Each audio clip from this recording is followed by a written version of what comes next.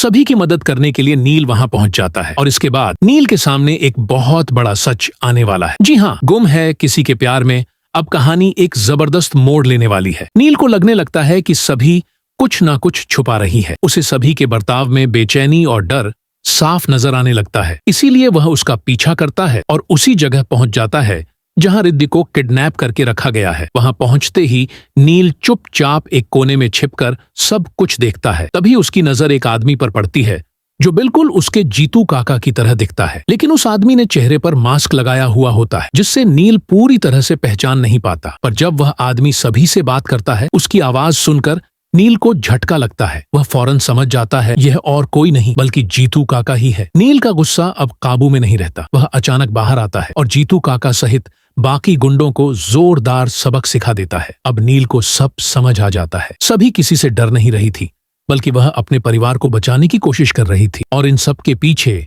जीतू काका का भी हाथ है। दरअसल जीतू काका वहां सिर्फ रिद्धि को नहीं बल्कि उस रूबी वाले नेकलेस को हथियाने के लिए आया था। वही नेकलेस जो सभी ने लाकर रिद्धि को बचाने की कोशिश की थी, लेकिन नील और सभी मिलकर न सिर्फ रिद्धि को बल्कि उस नेकलेस को भी गुंडों से बचा लेते हैं। नील जीतू काका को सामने खड़ा होकर साफ शब्दों में कहता है, मैंने आप पर सबसे ज्यादा भरोसा किया था। आप तो मेरे आदर्श थे, लेकिन आपने ही मेरी पीठ में छुरा घोंप दिया। इसकी सजा आप जरूर पाएंगे। वहीं दूसरी ओर सभी को एक और बड़ा सबूत हाथ लग जाता है। उसे समझ आ जाता है कि इस केस में सिर्फ जीतू काका ही नहीं बल्कि कोई और भी शामिल है, एक ऐसा इंसान जिसे सब अब तक मासूम समझते थे। नील और सभी दोनों मिलकर ठान लेते हैं कि पूरा सच सबके सामने लाना है, चाहे इसके लिए कितनी भी मुश्किलों का सामना क्यों ना करना पड़े। क्या नील अपने काका को सजा दिलवा पाएगा? क्या सभी उस नए राज्य को सबके सामने ला पाएगी? क्या रिद्धि पूरी तरह से सुरक्षित घर लौट पाएगी? और क्या नेकलेस का रहस्य अब खुलेगा? सच्चाई जानने के लिए देखते रहिए।